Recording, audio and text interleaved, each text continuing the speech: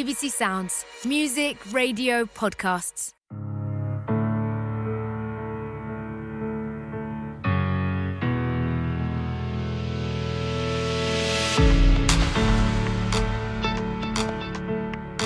Hello and welcome to the BBC Ouch podcast. I'm Kaylee Baker and this week we have a rather special guest, model, activist, Instagram sensation and encephalitis survivor Lucy Dawson. Lucy was just a regular, healthy student when she became severely ill with a serious and life-threatening condition, but she was misdiagnosed and told she was having a mental breakdown.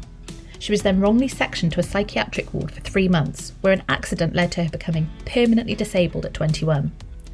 After a long recovery, which included learning to walk and talk again, Lucy not only managed to finish her degree, she is now a successful model and disability advocate.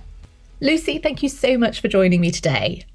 Your story is quite extraordinary, especially considering how young you are. Yeah, I agree. Even just hearing your introduction, I'm like, oh, yeah, that was me. That actually happened. So let's start at the beginning. You were in your final year at university when you first became ill, is that right? Yeah, I was 2 weeks into my first term of third year. And I can remember going to freshers events and everything being completely normal. And then everything goes a bit hazy after that. How did you first start showing symptoms that you perhaps weren't very well? So I lived with my two best friends, and I can remember suddenly being really sad all the time, crying all the time. I can picture myself laying on my friend's bed just in floods of tears about nothing really, and they tell me that I was crying about things like that I was going to fail my degree and I didn't have a boyfriend and all things that had never bothered or affected me before. I can remember trying to walk into university and feeling like I was really faint or like really drunk or something. So I don't really know how I was crossing roads and things on reflection. And I can remember being in lectures and just constantly falling asleep. And then one morning, my best friend found me screaming her name at 6 a.m, just her name over and over again. I couldn't say anything else, and she rang my mum, and my mum said, you need to take her to hospital. So an ambulance came, and that day I was in hospital for about half an hour, and they said, oh, she's had a panic attack. She's stressed out about university, and sent me home with some breathing exercises. And by the end of the day, I rang my mum and my sister and I apologized, and I said, sorry, like I've just been really worked up, and it was as though I was okay again. And then the next morning, the same thing happened, but about a million times worse. So when my housemate Bex came in my room, I'd absolutely torn it to pieces.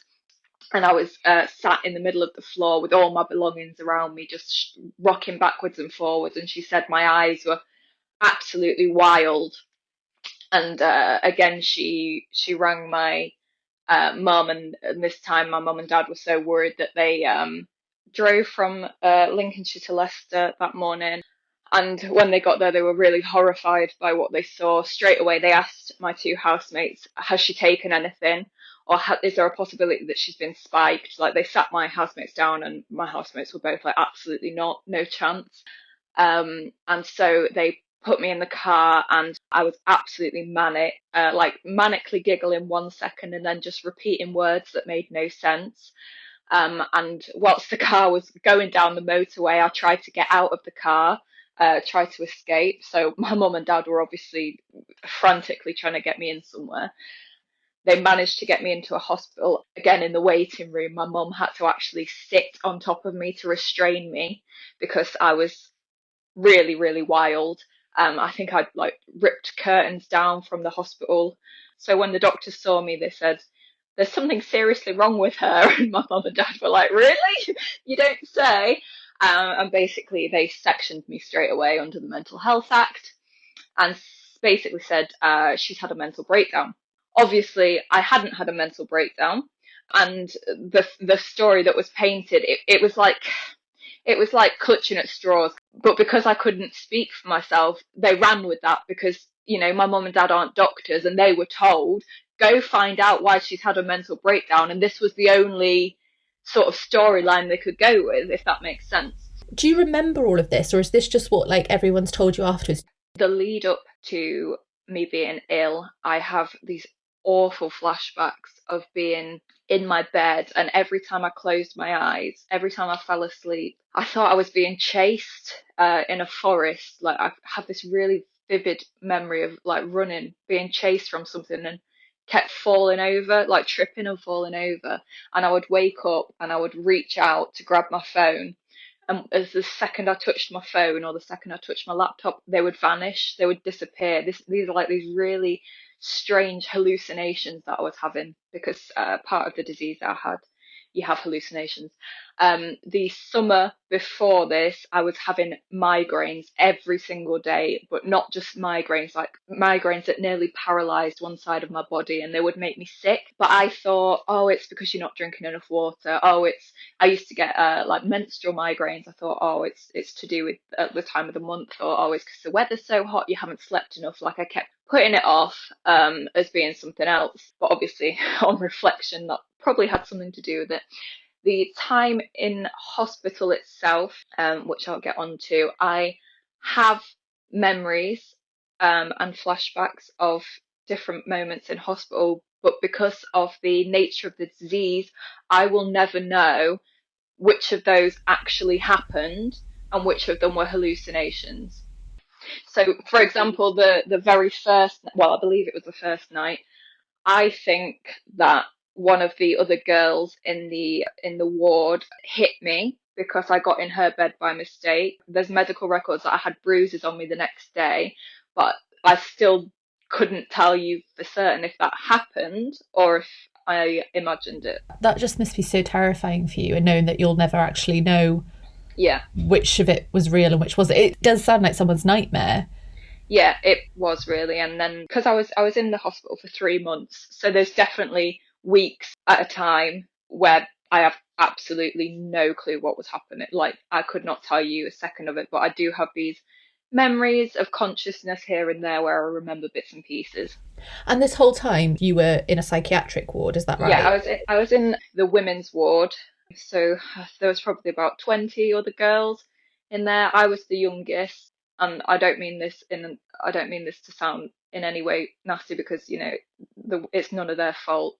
But being not mentally ill in a ward of mentally ill people who had very severe and varying conditions, that in itself is very traumatizing. Like the things that I witnessed, I should never have had to have seen. Can you tell me a little bit about how you got your leg injury? It's worth like reiterating that I didn't have a mental breakdown. I had a brain disease, a rare brain disease named anti-NDMA receptor autoimmune encephalitis, which is inflammation of the brain, which results from the immune system attacking itself.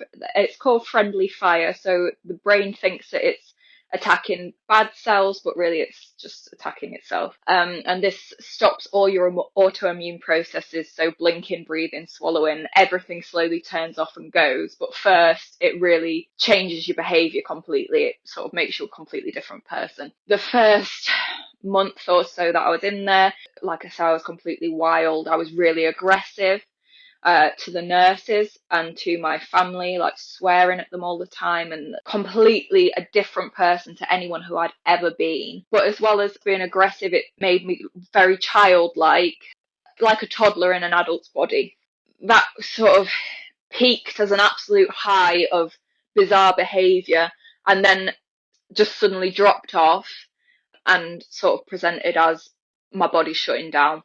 So slowly I became catatonic, which is where you're in rigid stupor and you can't feel your own body. And that was when I sort of became slowly more vegetative. And so my 21st birthday was the 18th of November that year, and this all started mid-October. And by my 21st birthday, the doctor said to my mum and dad that at this point I'd been like pumped with all psychotic drugs and everything for this fictional mental breakdown. They said, look, she's dying. She's going to die and we don't know why. And we're sort of running out of things to do now. So as a last ditch attempt to save her, we can give her ECT, which is electroconvulsive therapy, which isn't something that's really used very often anymore. It's shocks to the brain, isn't it? I've no recollection of it. And I've never like researched what it is. It's a really prehistoric treatment. But so on my 21st birthday, I had 3 rounds of ECT. this is not a treatment for encephalitis by any means, but by some miracle, it triggered tonic-clonic seizures in my brain. And again, this would never usually happen. And I don't know if it was because of my age and because I was relatively healthy and everything, but for some reason, these seizures sort of shook my brain into resetting. So they put me back on my ward bed. And this would be a great time for the story to end. And had it ended here, I would have an acquired brain injury, which would still be absolutely awful and traumatic, but it would have been like nature's way. It would have been like any other illness. But unfortunately, they put me back on the ward bed, and I had such a big seizure, and they left me alone. And there were 4 pillows underneath my head, and the sides of the bed were non-existent. So I had such a big seizure that I fell over the side of the bed, and next to me was a open radiator pipe. And like I said, it was the end of November, so this pipe was as hot as it would ever be. I was catatonic, couldn't feel my body. So I just laid on the pipe, burning away. I believe I was on an oncology ward at that point. I'd be wheeled into one of those. So there were a few elderly cancer patients on the ward, and one of them eventually screamed for help. Yeah, I have no recollection of that. But the next part of the story I know from my parents.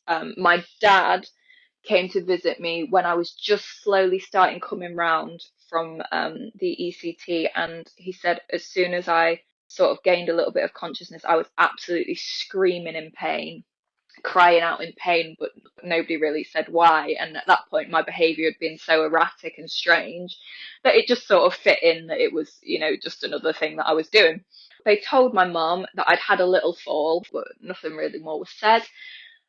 And so it wasn't until I was discharged from hospital and they gave my mum some dressings and some cream and said, oh, she's got a little burn. Well, when my mum got me home and saw that little burn, it was 11 centimetres. It was a 3rd-degree burn through the dermis and the epidermis of the skin, absolutely blistered, bloody, raw, like she was absolutely horrified. I was still so out of it. I was aware that my leg didn't feel right, that it wasn't working properly, and that I was in a hell of a lot of pain. But I couldn't really verbalize or explain, because obviously, like I said, I had to learn to talk and everything again. That was explained to my parents that it was just part of the encephalitis, that my body was slowly waking up. So that was what we were told. I was sent home. At first I had a wheelchair, and I also had a big moon boot and all these varying splints. About a year and a half maybe later, after so many appointments with so many different types of doctors, being told, oh, just keep waiting. And I had a chance meeting with a rehabilitation doctor, and it was a locum doctor. My regular doctor was away, and she asked me like the backstory of what had happened, and I told her about the burn on my bum and everything, and about my leg. She asked me to see the location of my burn, and she basically told me, well, that burn is the exact place, the exact size of your sciatic nerve, and she told me that some people's sciatic nerves split a different way to other people's, and if I was one of those people, then that would explain why the bottom of my left leg was now paralysed. I managed to get that confirmed by my neurologist, and again, many years later, we got sort of full admission that was most likely what had happened. And so at what point did the doctors say to you and your parents, oh, our bad, she hasn't had a mental breakdown, it's encephalitis? When was that clarified? So I went into the psychiatric ward in October. I was discharged in December, and then January, I think maybe January the 17th, 2017, in an appointment with my neurologist, that was the first time we ever heard the words encephalitis. And then again, it was sort of up to us to go and like look up, well, what on earth is that? I'd never heard of it before. My family had never heard of it before. And I understand that obviously it can be quite hard to pick up on, can't it? But were you ever given a reason by the doctors why it took them so long to realise what was wrong? No, because it is commonly misdiagnosed, which is ridiculous because all it takes to diagnose it is a blood test. But my opinion is that they see a young girl at university. First thought is she's taking drugs. Second thought is, oh, it's a mental breakdown because, the gender implications of mental illness. So Lucy, I know that as a result of your time in hospital, you now live with mobility issues. You use a splint and a walking stick. But what were the effects when you immediately got out of hospital back in early 2017? I was just asleep for about 23 hours a day at first. I just wasn't living any kind of life really. I didn't recognize people at all. I was so confused, so exhausted. And yeah, I couldn't really communicate anything. I couldn't go up the stairs. I was just sleeping on my mum and dad's sofa. Like I had to have a commode and everything because I couldn't mobilize. My mum had to help me bathe every day. She had to help me get in and out of the shower. I was just sort of stripped of any independence because of what had happened. It was my grandparents who, as I slowly started to become a little bit more engaged, they started trying to get me to go on these tiny little walks every day. Like they would really support me, and I had crutches and I had a splint. Tiny steps at first, and slowly, I mean, this was going on for about 2 years, so you can imagine slowly trying to build up a little bit more. My grandpa was a teacher when he was younger, which was such a blessing because basically the hospital let me go that day. I mean, I had so many appointments for so many different things, but none of them were to help me. None of them were to, like, I say I had rehabilitation, but none of them were to help me live again. None of them were to re-educate me on life and how to speak and everything again. That was just, it was left up to us. Some people would tell me I would never walk again. Some people would say, give it 2 years, you'll be absolutely fine.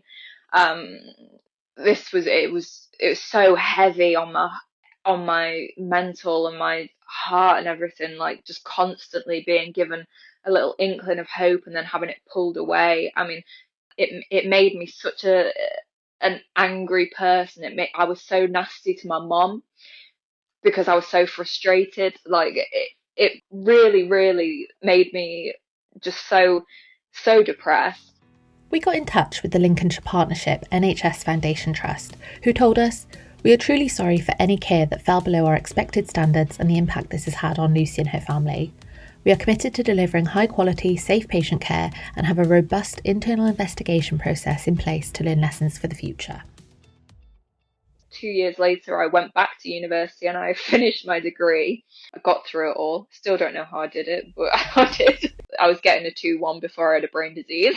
I ended up getting a 2-1 overall. And so you got your degree and then the modelling started to take off.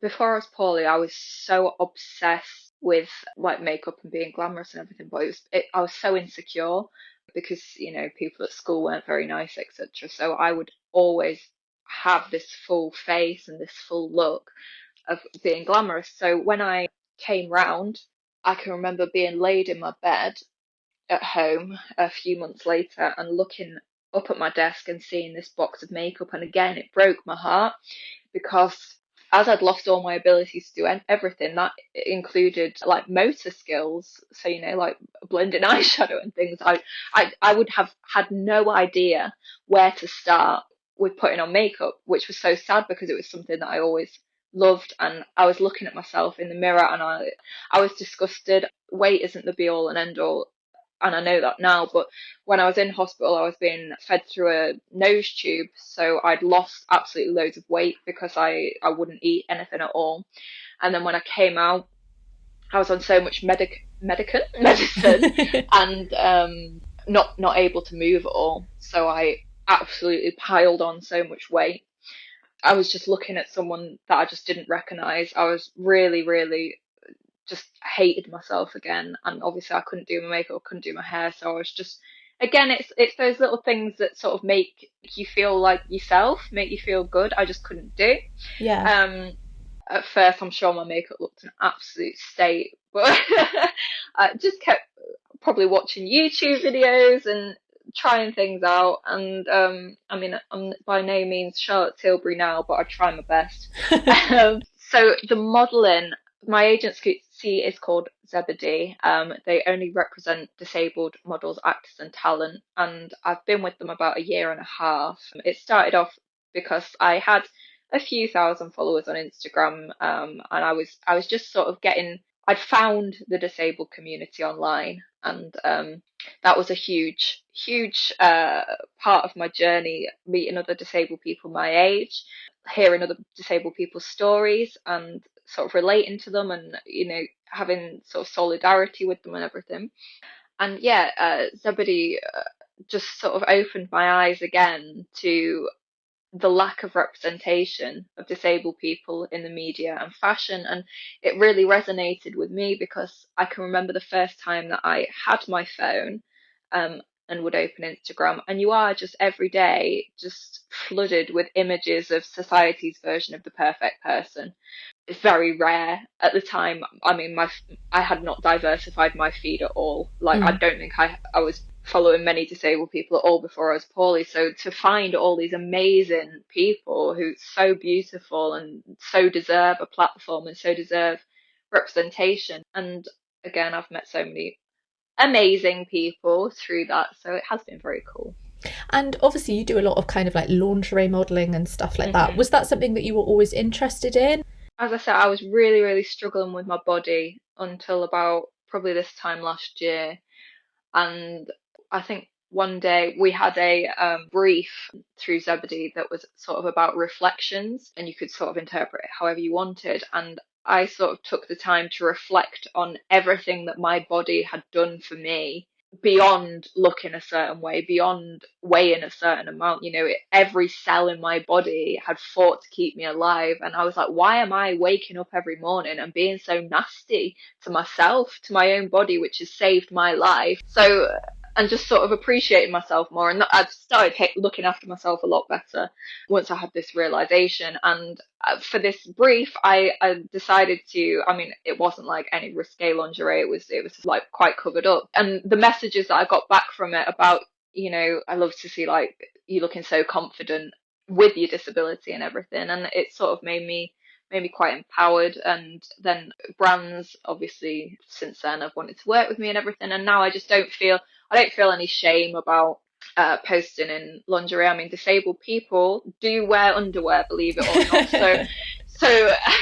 But you very, very rarely see any disabled people in you rarely see them in fashion campaigns, let alone lingerie campaigns. And that's, something that we keep working towards and trying to increase the representation of. And so anytime that I do work with a brand, and if it's a brand who has a lot of followers on Instagram, if they repost my picture and my mobility aids in it, I just think good, because a young girl or a young boy could open their feed and see me on their page instead of the same people that they see on every page every day of the week. And that might make them feel like, yeah, well, if she can do it, I can do it. And like, look at her, she looks happy, she looks confident with her mobility aid, so why can't I be? And I think that's so important, because I didn't have that when I first became disabled. Society tells us all the time that we have to be a certain way, and we won't turn that narrative around until society stops telling us that. And the only way that we can make that is if we are louder than society is, and if we are seen. I can't remember who it is that said it, but a disabled lady said we have to be seen to be heard. And I think it's so true. We have to keep pushing. And the same with the plus size community, the same with any marginalized group. You have to keep pushing against the thing that's holding us back. Definitely. And I love as well, I know that you have had a big part in sort of Disabled and Sexy campaign, which, like you said, unless you diversify your feed, you kind of unaware that there's this whole subculture of really empowering, amazing people doing such good stuff on social media. Definitely. And you're a big part of that. So that must feel amazing. Someone messaged me one day saying, thanks for reminding me that disabled and sexy are not two mutually exclusive terms. And I put the hashtag that day on Twitter. And I believe it already existed.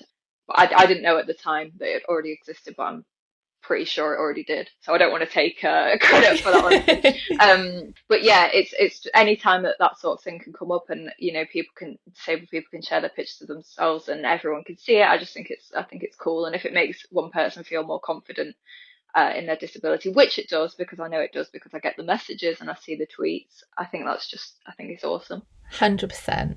And then, I mean, I feel that leads us quite naturally onto social media. I feel like you've got a bit of a love-hate thing going on with social media. You've got 45,000 followers on Instagram. Do people ever recognise you in real life? Oh, I don't go anywhere in real life. I haven't been anywhere since last year.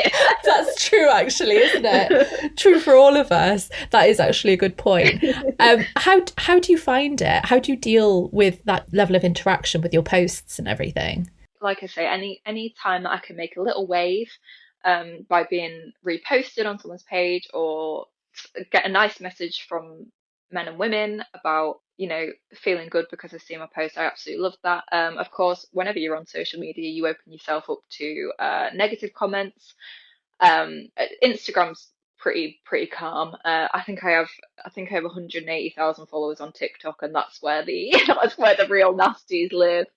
But I'm pretty comfortable with myself in that I can take it, So for example, if someone's nasty about my looks these days, whereas before I was poorly, that would have ruined my entire year. I would have dwelled on that for so long, but because I've been through so much, you're able to sort of rationalize like the importance of certain comments. And that's not to say that comments about appearance online are not absolutely awful, but they're not the ones that bother me anymore. The ones that would bother me more would be the ones, so for example, someone recently commented on one of my videos about my disability saying you should have died. Now that's a step too far for me. Or the ones that frustrate me, even I mentioned earlier this morning, comments telling me that I'm lying about my disability and things like that.